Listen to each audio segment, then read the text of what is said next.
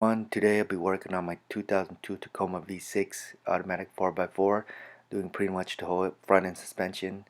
Be showing you guys how to remove the shocks without using a spring compressor, upper ball joint, lower control arm, removing the lower control arm with a seized cam bolt. Alright, so make sure you guys do this on your own risk, and hopefully this will help you guys out. I found a lot of help on various Toyota forums and YouTube videos here, so thanks to the people that helped me out. I got most of my part at Autotechwaehouse.com. They're located in Baldwin Park, California.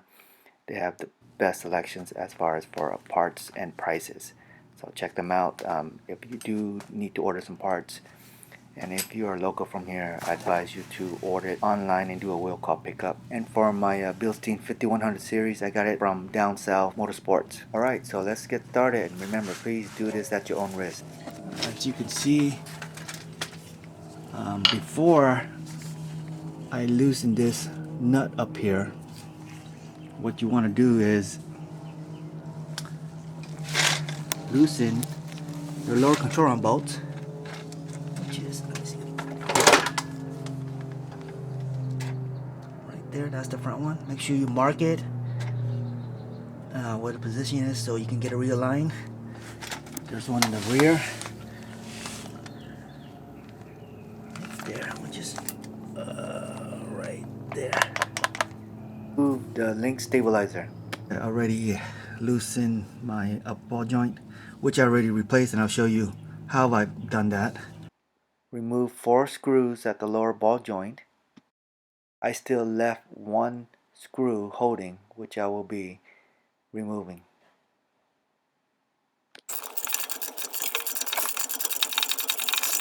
Okay, so all 4s are out from the lower ball joint. Now what you want to do next is put your jack, I already did, but put your jack right around here. Okay, jack the suspension up until it's slightly compressed. You can tell by jacking up, and then the whole car or the whole frame will start lifting up off the jack stand itself. Then you know that you have some compression on your springs already. Once you've done that, you can go ahead and loosen the top bolt. As you can see here, see that I already loosened the top bolt. This bolt right here. Okay, see that space right there?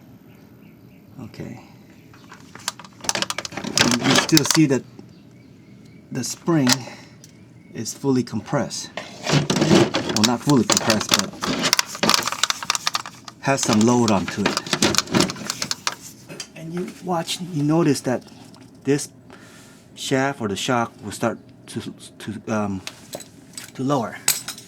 Do this very slowly so you can see the process of it. There, it dropped a little bit. Okay, now I'm gonna loosen it some more. Still have my jack underneath.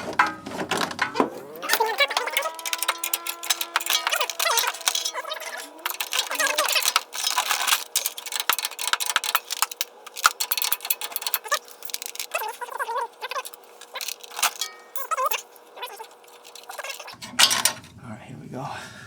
Remember the orientation of it. Alright, there should be another bushing on top.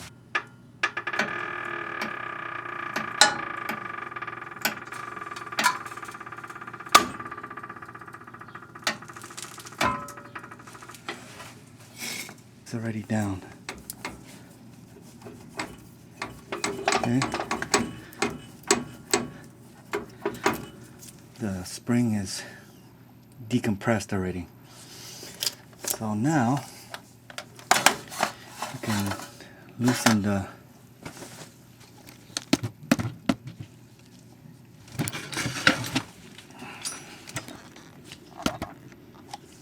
bottom bolt right there and remove it.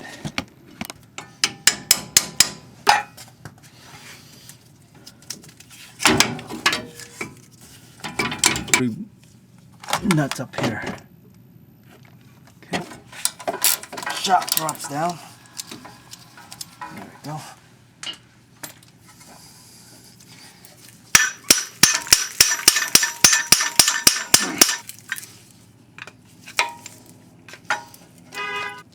Wow, look at that hole in there.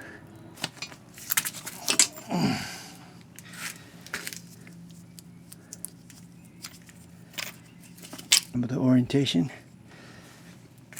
Okay. Look at the groove on this.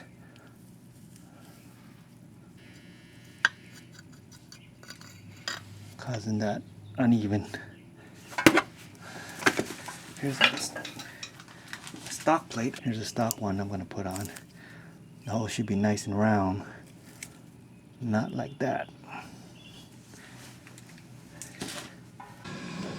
Alright, here's the Bilstein 5100 series. Here's the old one here. I think the shock's still okay. It has still very good pressure there, but look at the bottom bushing, man. It is gone. Alright, here's that old one. Top spacer. So here's a 5100. I think this is the new one. There's two different models, I believe. Just make sure you're getting the right one for your requirements. Here's a manual for it. They only show you this on the picture, but I'm going to take a picture and put it on for you guys to see as well.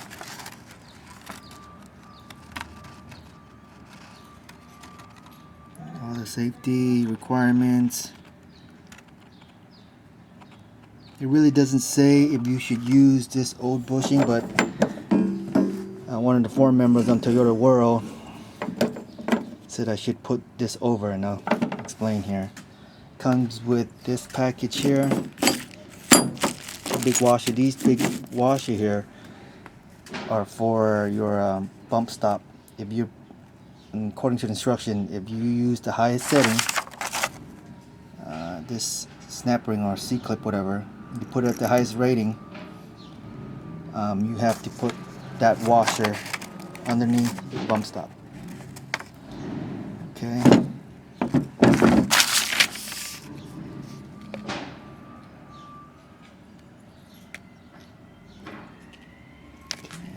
Here's what the print looks like from top to bottom. This is the front one, guys.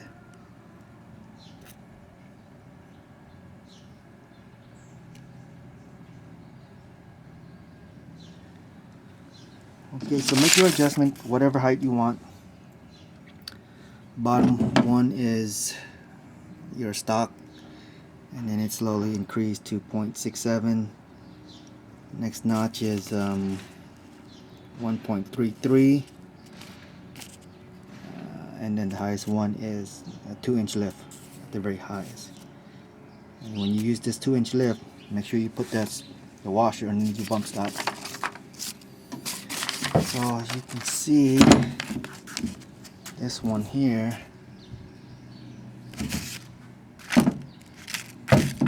is different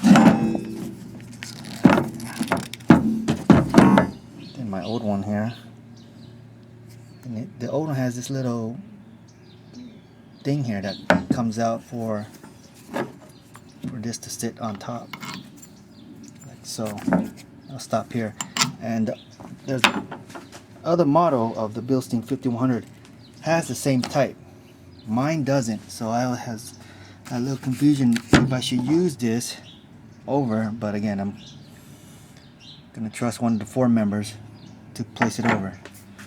So again, make sure your C-clip is in properly. It should spin around.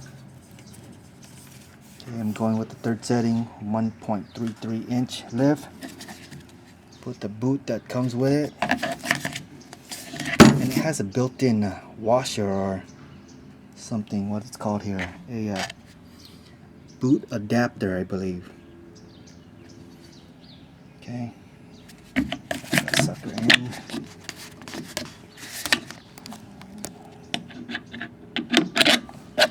Alright, set that in. Since use the old one here.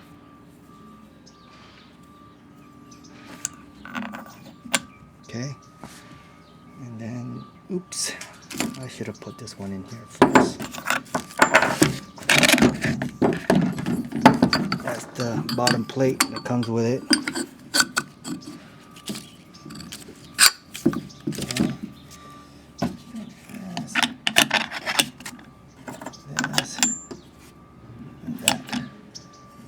Make sure your blower spring is seated right here.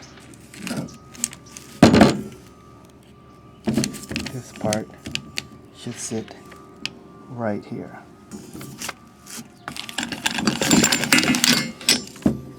Like so. Okay.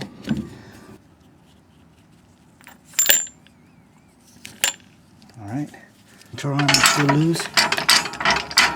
Seated. Okay, right there.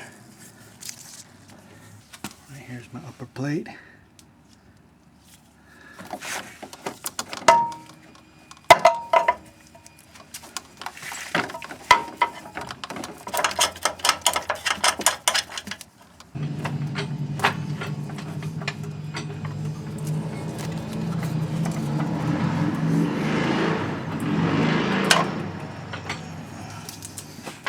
Everything's kind of, there's a little pressure right now. You want to make sure the center shaft of your shock goes through this hole, okay? I can still move it around a little bit here.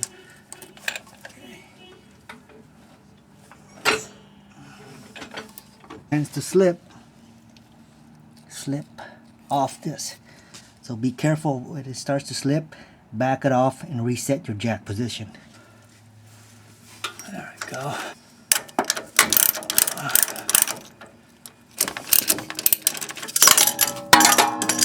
Alright, you see a couple of threads on top already here.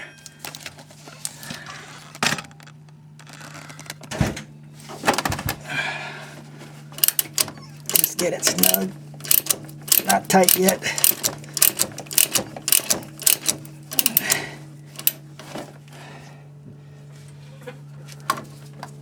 see. Back it up a little bit more. Oh. Okay, it's lifting up the car. You know that's the max.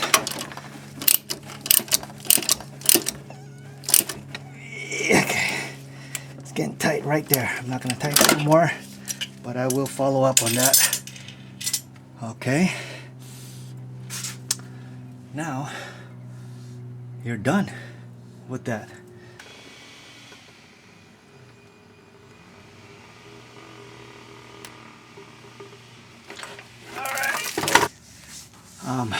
I'm seeing a lot of cases where these cam bolts for the alignment adjustment gets corroded and you cannot pull it out. Okay, you cannot pull this out. On the other side I had that situation, the back side. I had to use a sawzall and cut it out, and I'll explain here. Apparently there's aftermarket ones, but I prefer using the dealer part. Here's that bolt. Here's what it goes into. Slips in here, like so. And on the other side, has this nut right here. And it goes in there. And there's a one direction. You can see.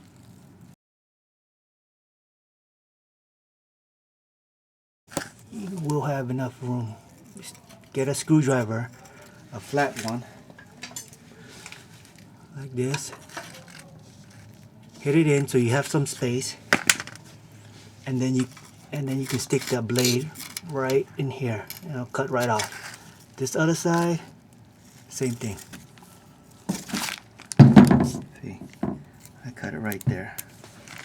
On this side, bolt right here because it's hitting your rack and pinion. So what you have to do is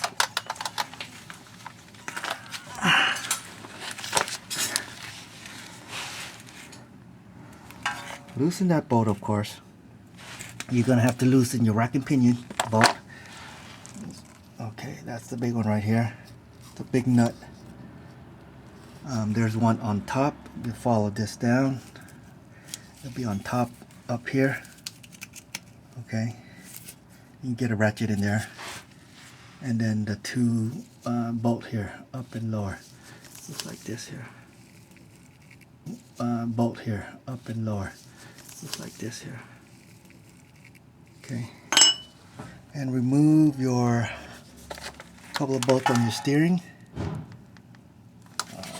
There. Okay, put this in here. Okay, once all that's loose, let me show you over here. If you look at underneath your oil pan bolt, straighten over here, follow that line. There, right on top. That clamp, that angle right there. Right there. Okay, I already removed that. It's a 10mm bolt. Front frame here, I believe. Right there. And then there's another one right in front. If we look back, follow the front frame here, I believe. Right here.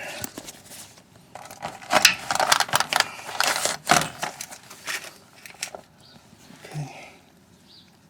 Right here. It's a 10mm as well. Take that out. You'll have enough slack to slide it, the rack and pinion back.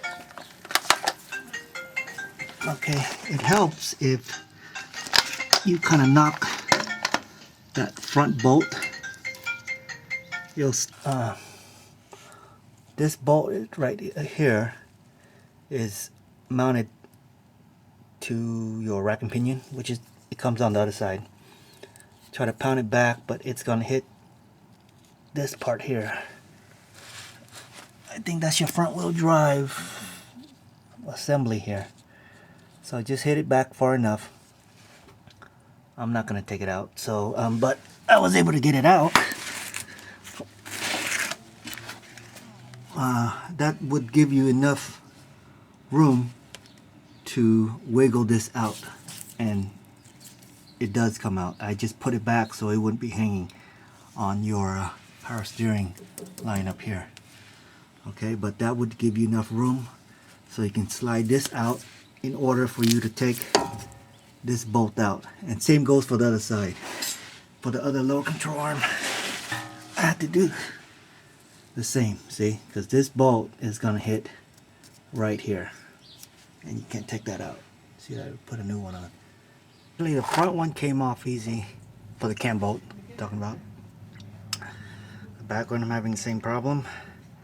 So as you can see, I got the small screwdriver, a smaller size. Tap it in here, get enough clearance, and I use my bigger flat. Tap it in here. Now I got a good amount of room. Use my Sawzall. I'm partially cutting already. Yeah, as you can see here. Okay. Right there is where you want to cut. You know, this whole 9 yard. Yeah.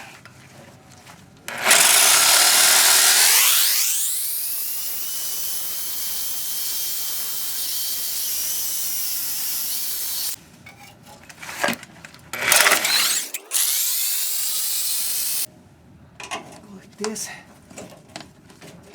see, came off. Oops.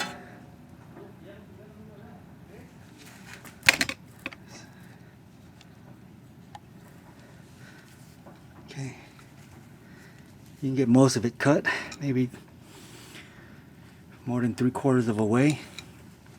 Stick your screwdriver, break it, came off. Let's tap a screwdriver in here.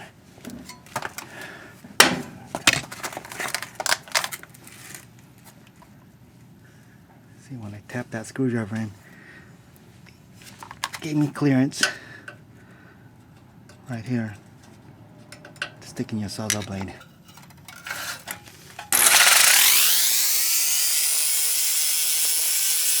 There we go. Okay. For the reason this side was a bit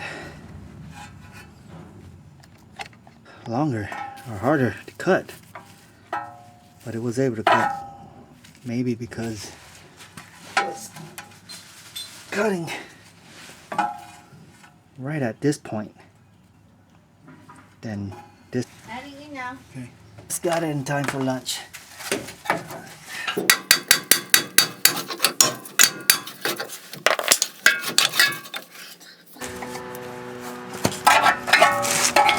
Oh yeah, there we go.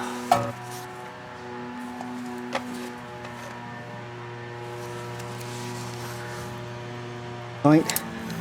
Again, I found out that my car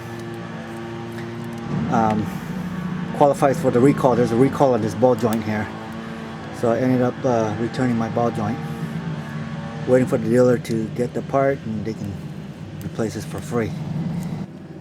Yeah, so that's how you remove the lower control arm.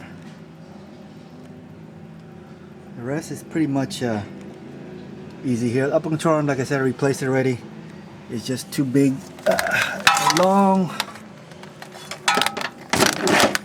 It's a long bolt coming from the top here. You turn this side.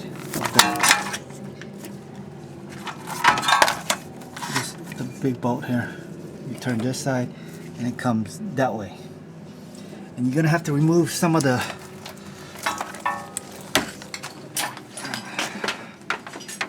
let's see, there's a clamp right there for the battery. Clamp for the battery cable. Move this bracket out to 10mm. Mounts right here to the wall, or the frame of it, over here, and some kind of relay or sensor over here to 10mm. That way you can slide this long bolt all the way across and won't hit it. You got it the right direction.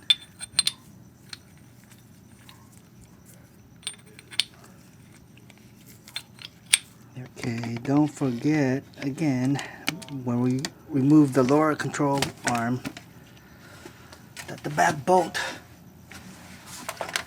was hitting your rack and pinion. Okay, already have it loose here, actually tied up so it won't hang.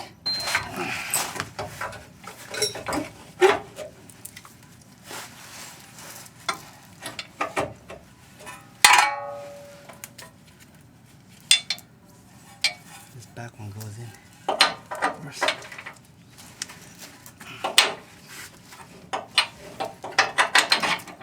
Just hold it.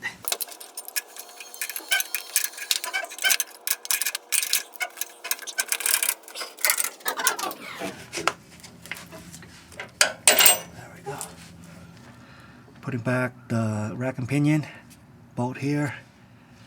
There's a bolt right here, which is from the top side, 19mm, and these two, the bolt and the nut. Make sure when you take this out, I forgot to mention that this U clamp, it goes one direction. You see this thicker part is at the bottom, and then the top part is about this size only, a little smaller. So just make sure when you take it out to put it back in the right direction. I had to disconnect the linkage to lower the rack and pinion. Okay, this part I already pressed in my new ball joint here. Okay, and I'll show you how. This is probably the easiest way to remove the upper ball joint. There's a lot of different informations, different tricks on how to remove it. I just gathered all the information and what works best for me, and I'll show you here. So I went to O'Reilly's and I rented this kit here. Okay, 67045 ball joint U-joint press. It comes like that. And then this one here, with injunction with that press, you have to get this one here, 67048. And that's like this, like that set. And this set comes like that. And of course with this big C-clamp. So in order, once you got the ball joint out of the upper control arm, okay, it's going to be hanging, you know, your spindle is going to be hanging out somewhere right here. What I did was I cut the top portion of the thread. The reason why is, if you rent this kit, this clamp is either too small and it won't be the correct fitment. So here's the setup. Use this setup because it'll fit exactly down here. Nice and smooth. See?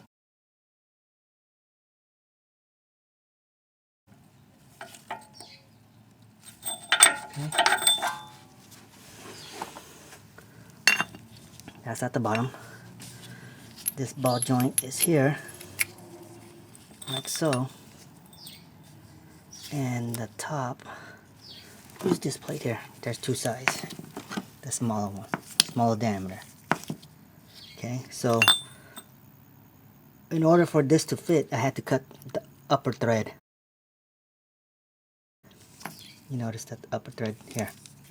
There, that's what I cut. Okay, using a grinder. Milwaukee grinder. It looks like this. This thing cuts like butter. Makes the job so much easier. You don't have one, rent one from Home Depot. Again, it saves you so much time.